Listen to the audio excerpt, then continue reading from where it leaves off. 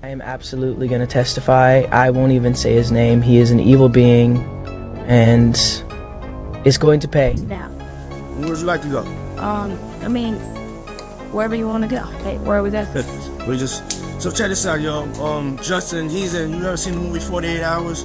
Right now, he's having 48 hours with Diddy, him and his boy. They're having the times of their lives, like, you know, where we hanging out and what we doing. We can't really disclose, but it's definitely a 15-year-old's dream. It was hard for me being that young and being in the industry and not knowing where to turn, and everyone, you know, telling me they love me and, you know, just turn their back. The Diddy trial may not be dominating television like a dramatic courtroom spectacle, but make no mistake, the case is real and growing more chaotic by the day. While major networks remain quiet, those paying close attention know significant developments are unfolding behind the scenes, from sealed testimonies to closed-door hearings that explain why cameras are barred from the courtroom. Now, Justin Bieber may have revealed a crucial missing piece. Sources close to the case claim Justin has leaked video footage connected to his time around Diddy, and this is not just rumor. It is reportedly actual evidence that has made its way into court. Insiders say Diddy is furious and scrambling as the footage allegedly exposes disturbing behavior behind closed doors. Legal experts believe that if the video withstands scrutiny, it could spark new lawsuits or even additional criminal charges. Justin's long silence during past scandals makes this moment especially significant, with many calling it a turning point in the trial. If the footage is verified, it could mark the beginning of the end for Diddy and potentially implicate others in his inner circle.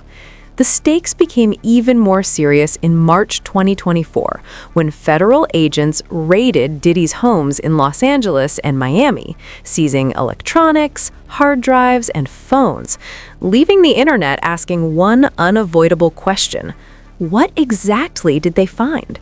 What were they hoping to find, and who else might be involved? Because at this point, it was no longer just about Diddy. For years, rumors had followed him about private parties, tightly controlled environments, and the powerful figures who came and went. But now, speculation had turned into action. Investigators believed that if Diddy had recorded what truly happened behind closed doors, the evidence wouldn't just be embarrassing, it could be criminal. And at the center of those long circulating whispers stood one familiar name: Justin Bieber. Starting to act different, huh? You ain't been calling me and hanging out the way we used to hang out.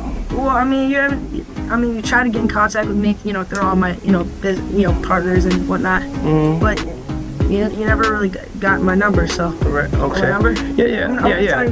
To ask what Justin may have seen or knows. Now he appears to be speaking. By day 2 of the trial, the courtroom was already tense, with journalists and legal experts hanging on every word. But the atmosphere shifted instantly when Justin Bieber's name was mentioned. Insiders say Diddy froze, his usually controlled demeanor cracking as his jaw tightened and his hands clenched, making it feel as though the pressure was finally closing in. The reason was not. To be clear, Justin has not been officially named as a victim, but that hasn't stopped the internet or industry insiders from questioning why his name keeps surfacing. He was present during that time, had close ties to Diddy, and spent time at those mansions, which led many, just the mention of Justin's name, but the revelation that he had reportedly shared new information supporting Cassie's account, details that, if deemed credible, could expose Diddy to another lawsuit or even more serious legal consequences. Security was said to step in. Hushed conversations broke out among Diddy's legal team, and even the judge paused as the courtroom absorbed the weight of the moment. Some reports say the tension in the courtroom was so intense it felt suffocating, and Diddy wasn't just shaken, he was rattled. After all, Justin Bieber, one of the biggest pop stars of his generation, had suddenly become linked to one of the most high-profile and controversial trials the entertainment world has seen in years, while Diddy himself was fighting for his name, his legacy, and his freedom. Now, someone from his past who witnessed events firsthand was beginning to speak, turning this from mere celebrity drama into a moment where long-hidden truths threaten to spill out from behind mansion gates. If what Justin has revealed is only the beginning, Diddy may be facing far more serious trouble than he ever anticipated. And in many ways, this reckoning seemed inevitable. Bieber rose to fame as a child whose voice captivated the internet, and now at 31, he is a global superstar shaped by decades in the spotlight and a complex web of mentors and industry connections. Among the most influential was Usher, the R&B icon who helped launch his career and usher him into the industry's inner circle. A circle that also included another powerful figure, Shawn "Diddy" Combs. At the time, Diddy was synonymous with wealth, glamour, and an elite lifestyle, yet behind the shine were persistent whispers about exclusive parties, blurred boundaries, and young artists drawn into his orbit, with Bieber counted among them. Photos of Justin and Diddy together surfaced repeatedly over the years, and Diddy never hid his close relationships with rising stars. But over the past year, the narrative around him has shifted dramatically. The lighthearted stories and boastful interviews have been replaced by serious accusations, multiple lawsuits, and graphic allegations involving assault, coercion, and trafficking. Claims serious enough to place the music mogul at the center of a federal case so sensitive the courtroom isn't even televised. This shift has reignited questions about where Justin fits into the story, with many wondering whether he was simply a young star caught up in Diddy's high-speed lifestyle, or someone who witnessed things he wasn't ready to speak about. As the first week of the trial comes to a close, Justin's team has finally broken their silence, telling TMZ that Justin himself was not harmed by Diddy, while pointedly adding that others were. That single statement carries weight because even without naming names or revealing details, the fact that Bieber's representatives chose to speak during the most critical moment of Combs' legal unraveling suggests deliberate distance. It signals that Justin is paying attention, protecting himself, and may know far more than he is currently willing to say, making the timing of this statement feel anything but accidental. No, this wasn't a coincidence. It was calculated. One of the biggest questions hanging over the entire Diddy case is who else might be involved, because these weren't ordinary Hollywood parties. They were notorious, tightly controlled gatherings, described by insiders as freak-offs, days-long events where only a select few were invited, and where, according to allegations, legal and moral boundaries may have been crossed. For years, Justin Bieber's name has quietly circulated in those conversations, with people questioning the nature of his connection to Combs. That's why an old video resurfaced during the wave of lawsuits, footage from when Bieber was just a teenager, around 15, and Diddy openly talked about spending several days with him.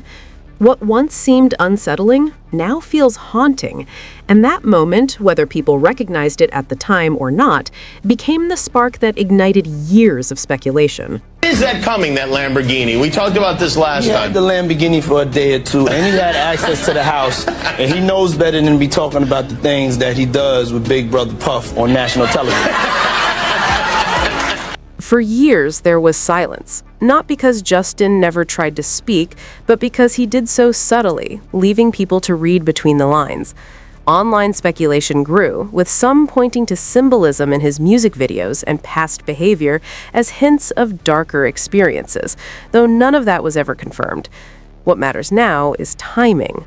Right after the first intense week of courtroom drama, as headlines filled with witness updates and anticipation grew around testimony from figures close to Bad Boy's peak era, Bieber's team finally broke their silence, and it wasn't random. With the trial expected to last months, prosecutors are focused on proving patterns, not just relying on emotional testimony from former partners, and statements from people outside romantic involvement carry enormous weight. That's why Justin's carefully worded response landed so heavily. While he stated he was not personally harmed, he clearly acknowledged that others were. That alone gives prosecutors leverage, offers the public clarity, and strategically protects Justin by drawing a firm boundary. He is not claiming victimhood, but he is not denying others suffering either. It helps shut down speculation about whether he will testify while distancing him from deeper entanglement in the case. This is damage control, but it is also a calculated move, signaling that Justin wants no part in the courtroom while subtly acknowledging that far more happened behind the scenes than has yet been revealed. His May 15th statement, released through his representative, made that clear. Although Justin is not among Shawn Combs' victims, individuals were genuinely harmed, and shifting attention away from that reality only undermines the justice those victims deserve. It sounds supportive, but it's also carefully vague, as if Justin is trying to show solidarity without saying anything that could pull him deeper into the Diddy storm, and that hesitation is exactly what has raised eyebrows. If he truly had nothing to hide, many wonder why he wouldn't speak more freely, unless there is something else at play. Fear, pressure, or even leverage that Diddy might still hold over him, whether through old footage, messages, or unseen history in an industry where nothing is off the table. Justin has already been through a great deal, and recent moments have only fueled concern, including a March post of him casually playing guitar paired with the haunting caption, "I hate myself sometimes," which many read as a quiet cry for help amid the chaos. His statement then feels deliberately measured, just enough to protect himself legally and express sympathy without crossing any dangerous lines. He didn't firmly distance himself, deny witnessing anything, or openly challenge Diddy. He said the bare minimum, leaving people to ask what he might really be afraid of. That uncertainty only intensified when new developments surfaced in the courtroom, because right after the first court break, the statement spread rapidly through the halls, with clusters of people glued to their phones, court officers ordering devices turned off, legal aides rushing to print screenshots, and even jurors appearing unsettled, all signaling that something significant had just dropped.